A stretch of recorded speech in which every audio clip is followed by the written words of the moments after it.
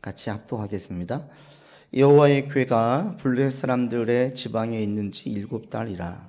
블레셋 사람들이 제사장들과 복술자들을 불러서 이르되 우리가 여호와의 궤를 어떻게 할까? 그것을 어떻게 그 있던 곳으로 보낼 것인지 우리에게 가르치라. 그들이 이르되 이스라엘 신의 궤를 보내려거든 거저 보내지 말고 그에게 속건제를 드려야 할지니라. 그리하면 병도 낫고 그의 손을 너희에게서 옮기지 아니하는 이유도 알리라 하니, 그들이 이르되 무엇으로 그에게 드릴 속건제를 삼을까 하니, 이르되 블레셋 사람의 방백의 수요대로 금독종 5과 금쥐 5마리라야 하리니 너희와 너희 통치자에게 내린 재앙이 같음이니라. 그러므로 너희는 너희의 독한 종기의 형상과 땅을 해롭게 하는 주의 형상을 만들어 이스라엘 신께 영광을 돌리라. 그가 혹 그의 손을 너희와 너희의 신들과 너희 땅에서 가볍게 하실까 하노라. 아멘. 네, 지금 상황이, 제가 지난주 설교를 할 때 분명히 이제 거의 어느 정도 잡혀서 코로나19가 끝날 것 같습니다 라고 지난주 제가 설교할 때 말씀을 드렸는데, 지난 4, 5일 사이에 상황이 완전히 바뀌어져서 너무나 걷잡을 수 없을 정도로 지금 상황이 어려워졌습니다.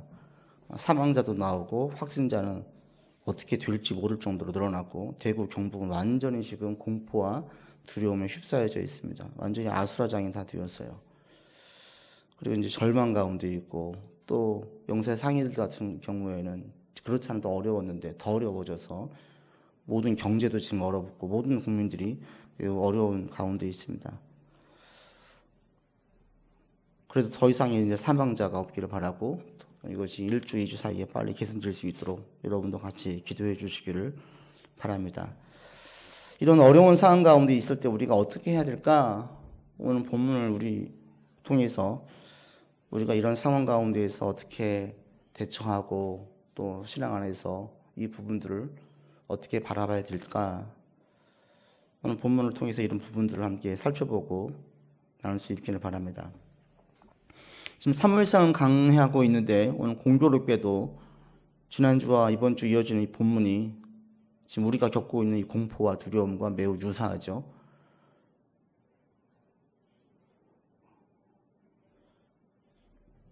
지금 블레셋이 비상이 걸린 거예요. 독종으로. 이들이 큰 공포와 두려움 가운데 휩싸여져 있었고, 이 기간은 거의 7개월가량 계속되었습니다. 법규가 들어오고 7개월가량 그 민족 가운데 공포가 있는데, 마치 대구 경북 지역에서 일어난 것과 같은 끔찍한, 그리고 감당할 수 없을 정도로 폭증되어지는 바이러스와 같은 이 독종이 정확히 무엇인지 몰라요. 그러나 전염병이고 그 당시 치료약이 없다는 것과 똑같은 걸 보면 오늘날 코로나19와 똑같은 거예요. 이런 가운데 지금 이제 큰 두려움에 빠져 있었어요. 그럴 때 오늘 본문에 보면 이들이 말합니다. 우리가 어찌할꼬, 우리가 어떻게 해야 될까라고 물어보는, 우리가 어떻게 할까? 2절에 보시면 그렇게 이야기를 해요. 그리고 그 가운데에서 이것들이 어떻게 이겨나가는지를 보고, 또 우리가 영적으로 이것들을 어떻게 접목을 시키고 지금의 상황들을 받아들여야 될지를 오늘 본문은 우리에게 분명하게 얘기해 주고 있습니다. 먼저 첫 번째로, 이들이 이 큰 비상에 걸려 있을 때에 이들이 취한 방법은 무엇입니까? 2절에 보시면 같이 2절 읽겠습니다.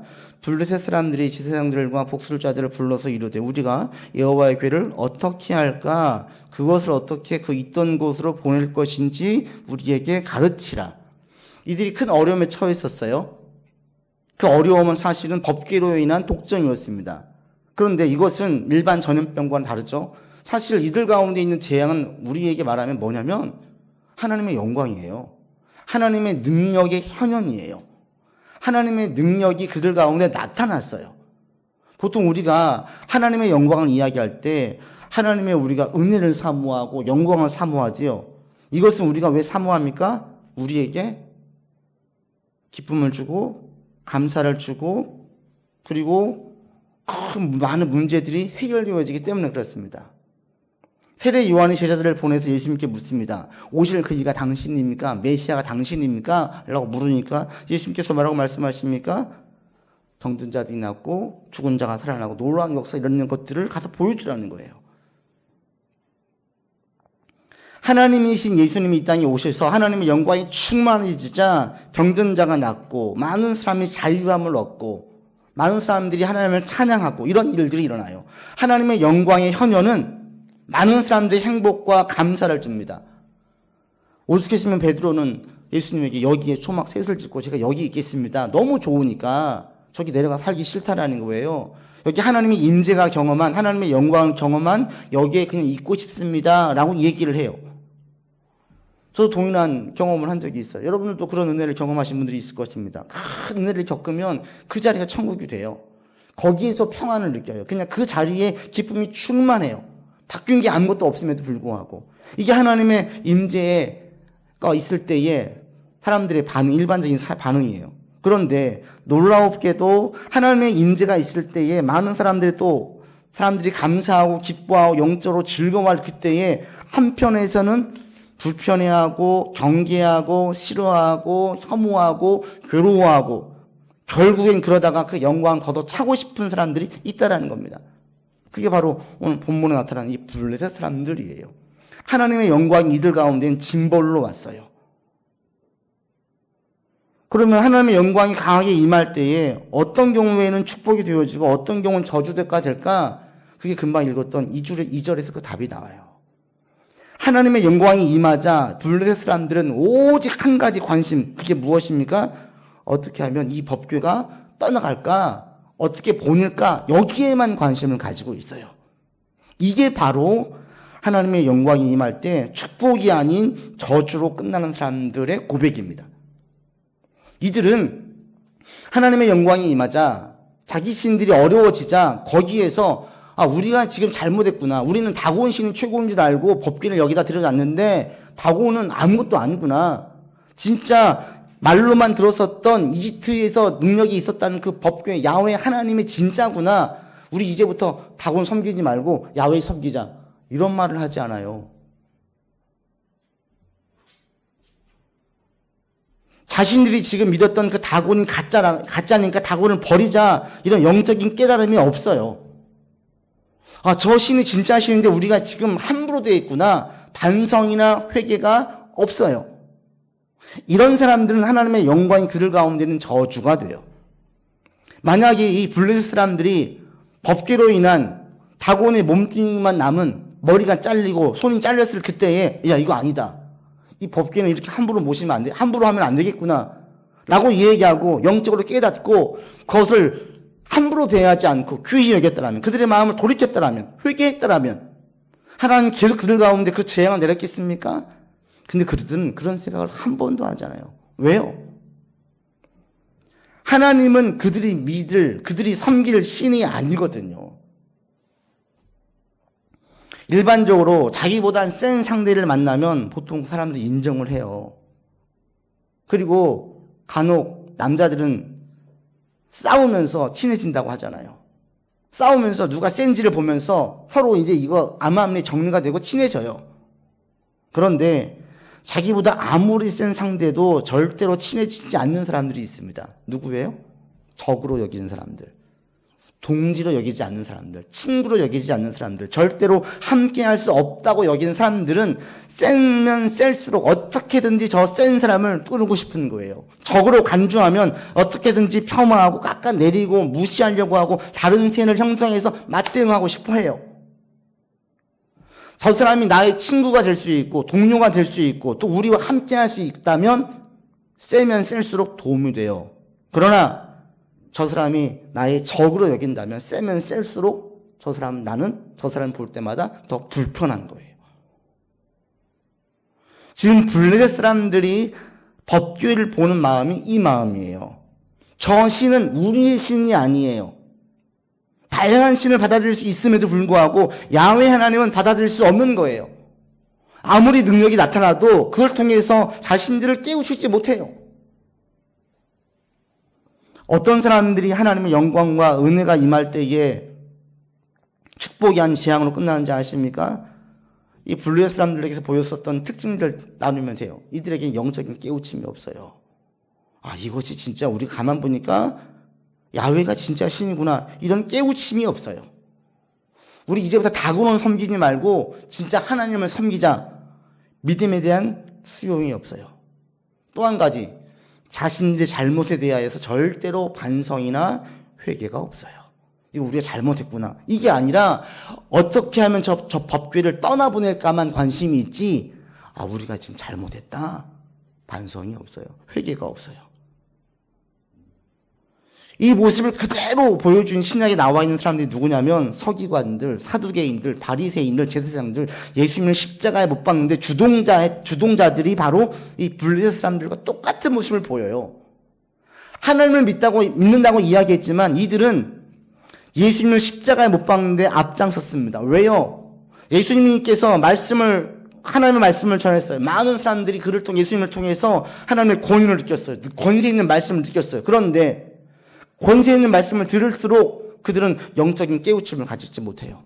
바리새인들, 서기관들, 사두개인들 어떻게든지 그 말씀을 끄집어내리고 흠집을 내려고 하지 거기에서 영적인 깨우침을 얻으려고 하지 않아요. 예수님이 그들의 잘못을 지적했습니다. 회개하라고 했습니다. 그러자 그들이 회개합니까? 아니요. 그들은 거기에 이를 바득바득 갈면서 분노해요. 예수님께서 많은 기적을 보여주셨습니다. 그 기적을 보면서 이것은 진짜 하나님의 선지자구나 라고 고백합니까? 아니요. 어떻게든지 이단속을 시키려고 하고요. 막으려고 했어요. 심지어는 죽은 나사로가 살아나서 그 마을에 많은 사람들이 믿게 되어지자 그들은 한편에서 예수님을 죽이기로 작정을 했어요. 그리고 부활하신 예수님을 보았을 때에 이 소식을 어떻게든지 은폐하고 거짓 소문으로 얘기하려고 했지, 그 부활을 통해서 진지하게 예수님이 메시아가 될 수 있겠구나 라는 생각을 하지 않았어요. 그러자 그들은 예수님을 십자가에 못 박는, 절대로 해서 안 되는 그 죄를 저질렀어요. 하나님의 영광의 현현, 최고의 순간이 바로 예수님의 활동의 시기에 그들은 축복이 아니라 저주가 됐습니다. 지금 이 어려움에 있습니다. 여러분, 지난주 얘기했던 신천지 반응을 보세요. 이만희 반응을 보세요. 거기에 회개가 있습니까? 반성이 있습니까? 영적인 깨우침이 있습니까? 없어요. 이 재앙에 대하여서 책임자로서 우리의 우매함과 우리의 경솔했던 행동들에 대해서 반성이 없어요. 자신들로 인해서 많은 국민들이 지금 패닉에 빠져 있다는 것에 대한 공감을 건전한 사고 가운데 얘기하지를 못해요. 그리고 한 가지 프레임을 씌웁니다. 뭐로 씌웁니까? 이것은 사탄의 주동질한 거래요. 얼마나 무서워요. 사탄의 주동을 보면 자신들은 지금 핍박을 받고 있는 거예요. 자신들이 지금 환난 가운데 이겨내야 되는 시기로 보고 있지, 반성을 하지 않아요. 깨우치지 않아요. 영적인 깨달음도 없어요. 왜 그들이 지금 왜 은밀하게 하고 있습니까? 왜 드러내고 있지 않습니까? 지금도 300명 넘는 사람들이 신상을 지금 확인할 수가 없어요. 왜 그렇습니까? 이들의 전도 방법이 이삭죽기예요. 출석꾼들이 기존 교회에 들어가서 예배를 드리면서 사람들과 친밀해져요. 그리고 그 교회 어떻게든지 목사를 흠집을 내고 교회를 흠집을 내고 사람을 흔들어서 이 교회는 진짜가 아니야, 가자 하는 출석꾼들이 그 교회 가운데 들어가 있어요. 그들은 드러나면 안 돼요. 그러니까 절대로 오픈하지 않죠. 전수조사를 하고 있지만 그들은 드러나지 않을 겁니다. 자신들을 드러낼 수 없을 겁니다. 왜? 기존 교회 가서 1년, 3년, 5년 동안 공들이면서 지금 자기는 수고하고 있어요. 어떻게든 끄집어내려고. 자기를 드러내는 순간 자신은 거기서 활동할 수 없거든요. 안 드러내요. 하나님의 방법은 이렇게 음모론으로 다른 조직을 무너뜨리면서 다른 사람들을 흔들면서 비방하면서 하나님께서 그 조직을 키우십니까? 성경에 어디에도 이런 방법이 없어요. 그러면 지금의 상황을 겪을 때 그들이 깨우쳐야죠. 진짜 복음을 믿는 사람들이라면, 진짜 믿음을 가진 사람들이라면 깨우쳐야죠. 이것은 사단이 우리를 지금 우리가 지금 잘 돼가고 있으니까 사단이 지금 우리 힘들게 하는 것이 아니라 하나님의 진노일 수 있겠구나 라고 깨우쳐야죠. 그들 가운데는 영적인 깨우침이 없어요. 회개가 없어요. 반성하지 않아요.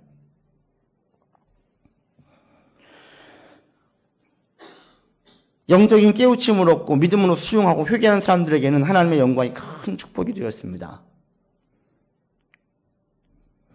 아람에 나아만 장군이 있습니다. 문둥병에 걸렸습니다. 이 문둥병이 정확히 지금 한센병을 말하는지 알 수 없습니다. 그러나 분명한 것은 이 나아만 장군이 걸린 이 전염병, 피부병은 치료할 수 없는 병이에요. 치료가 안 되는 병이에요. 이스라엘에 엘리사가 있다는 소문을 듣고 왕의 친서를 가지고 이스라엘에 왔습니다. 엘리사를 만납니다. 엘리사가 말하죠. 요단강에 가서 7번 몸을 담그라고 이야기합니다. 그때 나아만이 분노해요. 내가 왕의 친서를 가지고 왔는데 자신을 이렇게 대하는 것에 대해 분노해요. 그리고 저 조그만 요단강, 개울가처럼 보여진 저 요단강에서 몸을 담그라는 사실에 또 분노합니다. 아람에 얼마나 좋은 강들이 많이 있는데 그럼 거기서 담그지 내가 뭐하러 여기까지 오냐? 자기 신하가 하나 설득을 하잖아요. 그래서 여기까지 왔으니까 해보자고 얘기해서 담궈요. 그리고 낫습니다. 그 다음에 어떻게 합니까? 엘리사에게 부탁을 해요. 여기 있는 흙을 나귀에 실을 수 있도록 가져가게 허락해 주십시오. 제가 이제부터 여호와만 섬기겠습니다. 아람에서 제일 첫 번째 하나님을 믿는 사람이 나왔어요. 처음엔 분노했지만 정말 병이 낫게 되어지자 하나님을 수용했어요. 믿었어요. 영적으로 깨우쳤어요. 자신을 반성했어요. 그에게는 큰 축복이 됐습니다. 법궤도 마찬가지입니다. 7장에 가면 기리한 여아림 사람들이 법궤를 받아들입니다. 제사장을 구별해서 법궤를 지키게 만듭니다. 특별하게 구별을 짓습니다. 그러자 그들 가운데 하나님은 큰 축복을 주셔요. 예수님 당시도 마찬가지죠. 서기관들, 사두개인들은 예수님을 통해서 저주를 받은 인생들이었지만 11제자와 많은 무리들은 예수님을 보면서 하나님을 보았어요. 하나님의 말씀을 들었어요. 세상에서 경험하지 못했던 참된 평안을 느꼈어요. 많은 병들이 나았어요. 하나님을 찬양했어요. 하나님의 영광이 그들 가운데 큰 축복이 되었습니다. 지금 상황이 많이 어렵습니다. 여러분 지금 이런 상황들을 보면서 여러분 자신을 좀 돌이켜보세요. 점검하세요. 영적인 깨우침의 시기로 삼기를 바랍니다.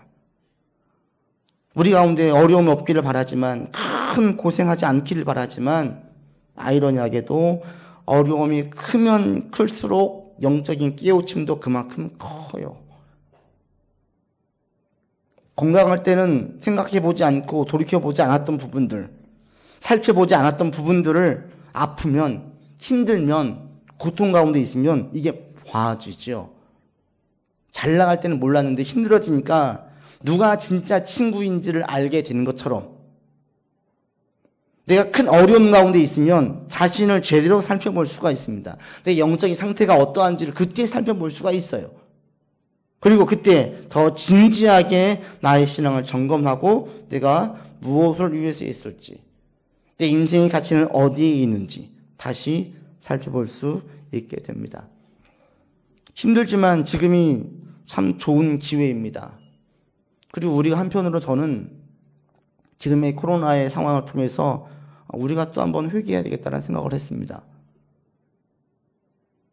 신천지에 가 있는 기존 교인들이 얼마나 많이 있는지, 기존 교회에서 참된 복음과 성경적인 훈련을 하지 못하자 잘못된 교리에 빠져 있는 사람들이 얼마나 많이 생기는지, 이거 우리가 반성하고 회개해야 돼요. 신천지의 사람들이 소수였다면 이렇게 퍼지지 않았겠죠. 이렇게 점조직처럼 많이 퍼져 있기 때문에 큰 피해가 발생했습니다. 이것은 우리에게도 깨우쳐주고 점검해보게 만드는 부분이 분명히 있습니다. 다시 한번 내가 바른 믿음을 가지고 신천지 사람들이 그렇게 열심을 내서 3명, 4명 그룹을 지어서 그렇게 한 명을 자기네 사람 만들려고 애를 쓰는 것처럼 우리도 복음에 있어서 다시 열심을 내야 되겠다라는 깨우침도 여러분들 가운데 반드시 있기를 바랍니다. 하나님의 영광이 저주가 아닌 축복이 되기 위하여서 여러분 다시 한번 자신을 돌이켜보십시오. 영적으로 깨우친 시간을 가지십시오. 내가 깨어있는지, 분명히 복음이 서 있는지, 신앙적인 기본인 말씀과 기도에 전념하며 살고 있는지, 그리고 다시 한번 오직 하나님이 도와주셔야 이 상황을 타개하게 살 수 있음을 고백하십시오. 하나님이 함께 하시면, 정말 함께 하시면 하루 사이 이것은 다 없어질 수 있어요. 하나님께서 일주일만 뜨거운 태양을 내리쳐 주시면 이 땅 가운데 질병은 더 이상 이 전염병은 확산될 수 없어요. 그러나 하나님 지금 그 상황을 허락해 주시지 않는 거죠. 분명한 건 이런 사실을 보면서 하나님 도와주셔야 됩니다. 우리가 최선을 다하지만 하나님 도와주셔야 됩니다. 그리고 또 한 가지, 이 시기를 통해서 우리가 반성하고 돌이켜야 됩니다. 지금까지 이단들은 항상 있었습니다. 그런데 그 이단들이 활개칠 때는 기존 교회가 참된 복음을 전하지 못하고 다른 곳에 에너지를 소진할 때에 이단들이 득세했었습니다. 지금 이단이 이만큼 득세한다는 얘기는 기존 교회가 건강하고 올바르게 가지 못하고 있다라는 사인이에요. 이렇게 보고 기존 교회가 다시 깨어있고 우리 성도들도 다시 한번 깨어있어야 되겠다라는 생각들을 여러분들이 할 수 있기를 바랍니다. 이 블레셋 사람들은 하나님의 영광 법궤를 보자 두려워 떨었어요. 어떻게 하면 내보낼까? 절대로 수용할 생각이 없었습니다. 그리고 내린 결론이 무엇입니까? 그들이 조언을 구합니다. 2절에 보시면 누구한테 조언을 구합니까? 2절 제사장들과 복술자들을 불러요. 이건 제사장은 누굴 이야기하겠어요? 블레셋에 있는 제사장들이죠. 다곤을 섬기는 제사장들. 그리고 복술자들, 전쟁의 예언자를 말해요. 그들에게 조언을 구합니다. 그러자 그들이 얘기합니다. 3절 같이 읽어보죠. 그들이 이르되 이스라엘 신의 괴를 보내려거든 거저 보내지 말고 그에게 속건제를 드려야 할지니라. 그리하면 병도 낫고 그의 손을 너희에게서 옮기지 아니하는 이유도 알리라 라고 얘기하죠. 그러면서 방법을 이야기합니다. 방법 4절 같이 보겠습니다. 그들이 이르되 무엇으로 그에게 드릴 속건제를 삼을까 하니 이르되 블레셋 사람의 방백의 수요대로 금독종 5 금쥐 5마리라야 하리니 너희와 너희 통치자에게 내린 재앙이 같음이니라 하면서 이들 가운데 뭘 만들래요? 금쥐 형상과 금독종의 형상을 만들래요. 자기가 5개의 블레셋 지역이 나눠져 있으니까 5지역을 대표하는 쥐와 독종의 형상을 만들어서 이것을 법궤와 함께 실어 나누자는 거예요. 그러면서 사인을 보자고 이야기합니다. 이것을 수레에 싣고 쭉 가다가 이스라엘 그 직진 가운데에서 이 법궤가 계속 직진을 하면 이것은 진짜 이 법궤로 인한 질병이 생기는 것이고 가지 않고 딴 길로 가면 이것은 질병이 아니다. 이렇게 처방을 내려요. 그러자 그들이 그 처방을 따릅니다. 근데 이 처방이 옳습니까? 말도 안 되는 얘기죠. 이건 십계명 자체를 어기는 거예요. 나 왜 다른 신을 만들지 말고 다른 형상을 만들어서 이것으로 제사를 드리려고 해요. 이스라엘 속건죄는 동물을 잡아 죽여 하나님께 드리는 거예요. 금쥐와 금독종의 형상을 만들어서 가는 게 아닙니다. 엉터리 제사의 방법이 완전히 틀려요. 그 다음 법궤도 수레에 싣고 갑니다. 법궤는 어떻게 해야 되냐? 이스라엘에 보면 법궤는 매게 되어져 있어요. 법궤는 하나님의 상징이기 때문에 이것은 일반 짐처럼 사물처럼 운반해서는 안 돼요. 인격으로 대해야 하고 하나님의 임재로 상징을 해서 이것을 속되게 대우해서는 안 되고 반드시 인간이 메고 인격적으로 개입을 해야 되는 거예요. 그런데 지금 이들은 법궤를 수레에 싣고 가요. 다윗이 있을 때에 법궤를 수레에 싣고 옮기려다가 법궤가 움직여지고 떨어질 것 같으니까 우사가 손을 대었다가 죽는 일이 생깁니다. 잘못된 거예요. 그런데 지금 이들이 이렇게 완전히 엉터리 제사로 엉터리 법궤 이동 방법으로 제사를 드리면서 나아갑니다. 그럼 결과 보십시오. 그런데 결과는 어떻게 나옵니까? 이스라엘 백성들을 근거해 보면 큰 재앙이 임해야 돼요. 더 큰 재앙이 임해야 돼요. 여러분 12절에 보십시오. 12절 같이 읽겠습니다. 암소가 벳세메스 길로 바로 행하여 베로로 가며 갈 때에 울고 좌우로 치우치지 아니하였고 블레셋 방백들은 벳세메스 경계선까지 따라가니라. 16절에 가보십시오. 블레셋 5 방백이 이것을 보고 그날에 에그론으로 돌아갔더라. 이들이 예상했던 그대로 그들이 우리로 말하면 기도를 드린 그대로 기도가 응답이 되어져요. 그리고 블레셋 사람들은 한 명도 죽지 않아요. 이걸 보면요, 마치 올바른 제사인 것처럼 올바르게 법궤를 이동한 것처럼 보여지죠. 이 응답은 어떻게 볼 수 있냐면 예수 믿기 전에 어떤 사람이 촛불 켜놓고 정연수 떠놓고 매일 비나이다 했던 사람이 예수 믿은 다음에 똑같이 행동하는 것과 똑같아요. 예수를 믿었는데도 밤에 자기 방에서 촛불 하나 켜놓고 정연수 떠놓고 비나이다 대신에 예수님 제 기도를 들어주세요 라고 얘기하는 것과 똑같아요. 그랬더니 기도가 응답이 된 거예요. 촛불을 켜놓고 정한순을 떠놓고 기도를 했는데 응답이 된 거와 똑같은 거예요. 이거 어떻게 이걸 이해할 거예요? 그런데 이런 일들이 또 있어요. 요나서에 보면 요나가 니느웨 사람들에게 예언을 합니다. 40일이 지나면 니느웨가 무너지리라 예언을 하고 다녀요. 그러자 니느웨에서 왕이 선포합니다. 지금부터 한 사람도 그리고 짐승도 소떼나 양떼도 아무것도 먹지 말라 금식을 선포해요. 그 다음 굵은 배를 입고 다 기도해라라고 얘기해요. 심지어는 동물들도 참여하는 방법으로 어떤 사인으로 옷을 입히든지 어떤 사인을 보내요. 동물들까지도 배옷을 입히라고 옷을 입히라고 이야기해요. 성경에서 나와 있는 회개의 방법과는 전혀 맞지 않습니다. 회개의 방법은 동물을 잡아 죽이고 동물들이 금식할 게 아니라 오직 인간들이 금식하는 거죠. 그런데 이들이 이렇게 전심으로 나가자 하나님이 다시 요나에게 말해서 내리려고 했던 심판을 철회시킵니다. 마치 이들의 금식 방법이 옳은 것처럼. 절대 옳지 않은 방법임에도 불구하고 하나님 이들을 심판하지 않고 망하게 하지 않는 거예요. 똑같은 거예요. 블레 사람들의 제사 방법이 틀렸음에도 불구하고 이 제사를 받으셔가지고 하나님의 사인을 보여주신 것처럼 니느웨 사람들의 금식이 옳지 않음에도 불구하고 그 방법은 틀렸지만 그들의 금식을 받고 재앙을 내리지 않으신 것처럼 엉터리임에도 불구하고 하나님은 받으셨어요. 공통점이 무엇일까요? 공통점이. 그건 똑같이 이방인들이었어요. 그리고 그들은 하나님을 몰랐어요. 근데 이들에게 좋은 점이 뭐예요? 이들은 자신들이 할 수 있는 최선을 다해서 하나님께 간구했다는 거예요. 최선을 다했다는 거. 그들이 할 수 있는 최선을 다했어요. 하나님은 이것을 받으시는 거예요. 왜?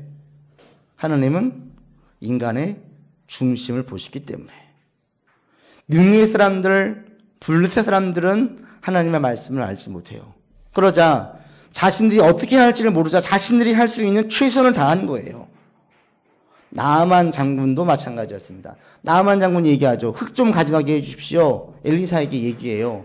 흙을 가져가서 하나님께 예배드리는 것이 옳은 방법입니까? 아니에요. 이 방법은 성경적인 방법이 아니에요. 흙을 가져가서 그 흙을 놓고 이제 내가 하나님을 섬기겠습니다. 이건 말도 안 되는 거예요. 그런데 엘리사가 동의를 하고 그때부터 나아만 장군은 하나님을 믿습니다. 잘 몰라요. 그런데 그 가운데에는 하나님께 자신이 보일 수 있는 최선을 보여요. 그러자 하나님이 그것을 그대로 받으신 거예요. 오늘날도 마찬가지입니다. 교회에 올 때 사람들이 신앙생활을 할 때에 성경 잘 모르는 사람들이 뭘 먼저 해야 돼요? 제일 좋은 게 뭐예요? 자신들이 할 수 있는 최선의 방법으로 하나님을 섬기는 거예요. 그러면 하나님 응답하세요. 많은 사람들이 응답을 받는데 응답의 방법이 다 다른 이유가 여기에 있어요. 어떤 분들은 새벽 예배 나가면 응답 받는데요. 나가면 응답 받아요. 어떤 분들은 철회에 나가면 응답 받는데요. 철회에서 응답을 받아요. 어떤 분들은 찬양 예배에 갔더니 은혜가 크게 임해서 응답을 받았대요. 찬양 예배에서 응답을 받았어요. 어떤 분들은 성경을 열심히 읽다가 자기가 은혜를 받아서 크게 응답을 받았대요. 어떤 분들은 1,000번을 드리다가 응답을 받았대요. 어떤 분들은 금식하다 응답을 받았대요. 다 달라요. 왜 그런 줄 아세요? 어떤 방법이 제일 좋은 방법입니까? 없어요. 공통점은 뭡니까? 그분들은 자신이 할 수 있는 가장 최선을 다한 거예요. 나는 올빼미 형인데 내가 새벽을 깨우려고 했어요. 하나님 작정하고 새벽 예배 나간 거예요. 내가 바쁜데 모든 시간 들여놓고 그때부터 내가 철에 나간 이것은 자신이 하나님에게 보이는 최선이에요. 최선. 최선을 보이자 하나님 그 최선을 받으신 거예요. 그리고 응답하시는 거예요. 그 다음 방법들은 그래서 별로 중요하지 않는 거예요. 정말 중요한 건 뭡니까? 내가 지금 하나님께 보일 수 있는 최선이에요. 성경을 모를 때, 하나님 모를 때는 그래서 무엇이든지 어떤 방법이든지 다 괜찮아요. 최선만. 이제는 하나님을 알아가면 알아갈수록 올바른 방법을 취하겠지요. 모를 때에는 중요한 게 무엇이 옳은 방법보다 더 중요한 것이 하나님께 온전히 최선을 다하는 게 가장 중요한 거예요. 어린아이가 더운 여름날 집에 들어온 아빠에게 손을 담가가지고 물을 갖다 줘도 아빠는 기쁘게 받아요. 5살 된 아이가 물 떠올 때 때가 가득 낀 손을 가지고 아버지께 가지고 오면 아빠는 기쁘게 받아요. 그런데 더운 여름날 고등학생 된 아들이 손가락을 담궈가지고 가지고 오면 아빠는 핀잔을 주지요. 왜요? 큰 아들은 알거든요.